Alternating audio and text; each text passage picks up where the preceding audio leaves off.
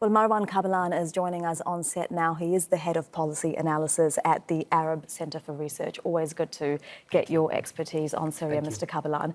You've written that the US withdrawal is likely to be the single most important development in the Syrian conflict since the Russians got involved in 2015. Why is that? Absolutely, because I believe the presence or absence of the United States military in Syria changes the geopolitical context in a fundamental way. Right now, for example, the United States is controlling 1/3 of Syria, and this 1/3 is the most important part of Syrian territories. Why? Because it includes most of Syria's gas, oil, water, power stations, and fertile land. And when the United States withdraw, actually, it allows almost all other players to try and compete for the control of that part of Syria. I mean by that Russia, Turkey, and Iran. If the United States stays, nobody is going to actually have the power or the will, the political will, in order to start the sort of conflict to control that part of Syria. The Russians, they tried that before, and the Americans, they taught them very tough lesson actually when they bombed the whole Russian caravan trying actually to cross the Euphrates River. So this is why I meant that presence or absence of U.S. military in the eastern part of Syria is going to change the conflict in a fundamental way. And of course, the powers that are there now, Turkey, Russia, Iran, they all have different interests, different desires for this region. The US is now saying that they're going to slow down the withdrawal. It was supposed to be withdrawing between 60 to 100 days. Now it's 4 months. That's not actually a big difference between 60 to 100 days and then, slowing down to 4 months. What difference is that going to make? You're right, but that would allow almost everybody to try to understand the consequences of the U.S. withdrawal and prepare for it.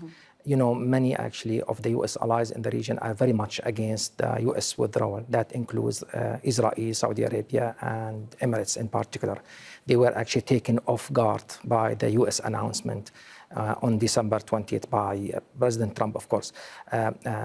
Even the Turks actually, who wanted very much the United States to withdraw from the region because they want to strike against the YPG, whom they considered, the Kurdish fighters, whom they considered as terrorists. Even the Turks actually, they don't want the Americans to be in a hurry to withdraw. Why? Because that if the Americans withdraw quickly from the region, that would put them actually in direct contact with the Russians, with the Iranians, and with the Syrian regime.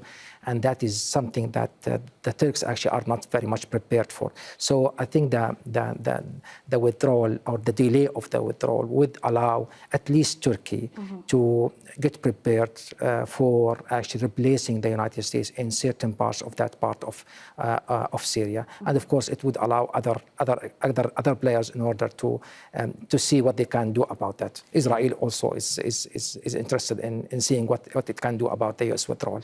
And how do you expect the countries to prepare, and how is this going to play out? Are Turkey going to attack the Kurds in the north? Is Iran going to go ahead with its plans to create this sort of, Shia crescent from Tehran to Damascus to Hezbollah in Lebanon? Is Russia going to try and secure those oil and gas fields and all the other resources that the US has been, in control over in the north? Absolutely. I mean, there is so much to play here, as well as the war itself and how much this withdrawal strengthens Assad. Absolutely right. This is why I meant it's really the most important, perhaps, development in the Syrian conflict for many years now. I think the Turks will be trying to have the sort of agreement with the Americans on one hand, with the Russians on the other hand, in order to see what they can do about this. Because, as I said, one major objective of Turkey actually is to destroy the YPG. They consider them as a major threat to Turkish national security.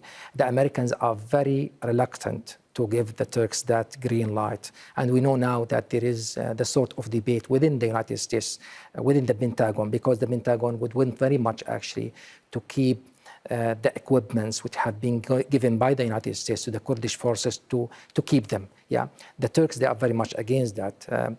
So we'll see how that's going to happen, how the agreement is going to, what sort of agreement, in fact, is going to take place between the Americans and the Turks.